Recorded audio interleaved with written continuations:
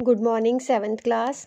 बेटे आज का हमारा टॉपिक है माइंड मैपिंग। माइंड मैपिंग क्या होता है, सबसे पहले आप इसको समझ लो अच्छे से। माइंड मैपिंग बेटे जो हमारे आइडियाज़ हैं उनको याद रखने का एक बहुत ही आसान तरीका है। ठीक है, इससे हमें जो कोई भी जानकारी है हम अपने दिमाग में या आँखों के मन में आँखों की से देखकर हम उसको लिख सकते हैं, बता सकते हैं। हमारे मन में दिमाग में हम सोचकर एक चीज़ को, कोई आइडिया है उसके बारे में हम बता सकते हैं। माइंड मैपिंग हमारी इसमें हेल्प करता है। और ये एक बेटे डायग्राम होता है, जैसे कि मैंने आपको यहाँ पे बनाया है। ऐसे आपको एक डायग्राम दिया होता है और उसके जो पॉइंट में यहाँ पे बैंक लिखा हुआ है, इसका जो केंद्र होता है एक शब्द में होता है। ठीक है, केंद्र में ये शब्द है बैंक, ये हमारा केंद्र बिंदु है, पॉइंट कह देते हैं ना इसको। तो यहाँ पे एक शब्द होता है और इससे बहुत सारी जो चीज़ें हैं वो जुड़ी होती हैं। जैसे हमने कोई क्वेश्चन याद करना है तो उसके हम पॉइंट्स लर्न कर लेते हैं, मतलब वो क्वेश्चन के आंसर के साथ जुड़े हुए हैं तो वो पॉइंट्स को याद करेंगे तो हमें आसान हो जाता है।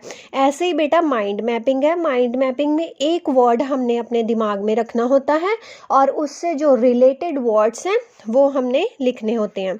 अब जैसे बैंक है, ठीक है, बैंक में क्या क्या होता है आप सभी को पता होगा, चेक। तो यहाँ पे हम नंबर 1 डाल के चेक लिख देंगे। ठीक है, और क्या होता है बैंक में, पासबुक, पासबुक मिलती है।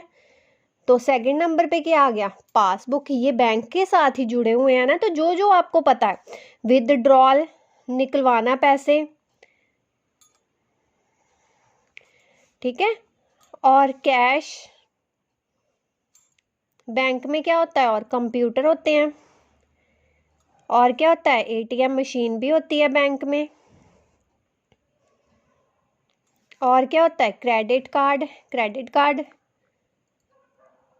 और क्या होता है बैंक्स में, लॉकर मिलते हैं। ठीक है, ये सारा जो बैंक से जुड़ा हुआ है। तो बेटे ये सारे जो हैं, ये सारी चीज़ें किसके, ये जो केंद्र है हमारा पॉइंट है, इससे जुड़ी हुई हैं। और भी अगर आपको कुछ पता है तो आप लिख सकते हो, पर वो चीज़ें जो हैं बैंक से रिलेटेड होनी चाहिए। ठीक है, तो ये हमारा माइंड मैपिंग होता है। इससे हम जो हम क्वेश्चन को भी कोई याद करना है तो हम माइंड मैपिंग के द्वारा भी उसको कर सकते हैं। क्योंकि जैसे हमने कोई क्वेश्चन मान लो किया है, उसमें जो मेन पॉइंट है वो हम याद कर लेंगे तो इससे क्वेश्चन जो है उसका आंसर याद करना आसान हो जाता है। तो यही माइंड मैपिंग है। अब सेकंड देखो बेटे, सेकंड है let's learn the words related to school. अब स्कूल से कौन कौन सी चीज़ें जुड़ी हैं, इसको हमने माइंड मैपिंग के द्वारा अगर याद करना है तो हमारा केंद्र में क्या है, स्कूल है। अब स्कूल में क्या क्या होता है, लाइब्रेरी, और क्या होता है स्कूल में, प्लेग्राउंड्स,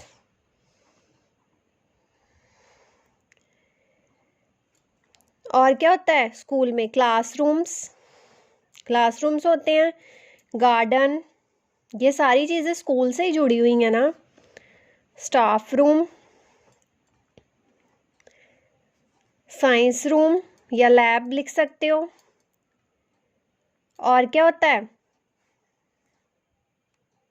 कंप्यूटर लैब। ये सारी चीज़ें जो हैं वो स्कूल के साथ जुड़ी हुई हैं। ठीक है, तो ये होता है हमारा माइंड मैपिंग। इसको आपने इंग्लिश रीडर की कॉपी पे नीट एंड क्लीन करना है।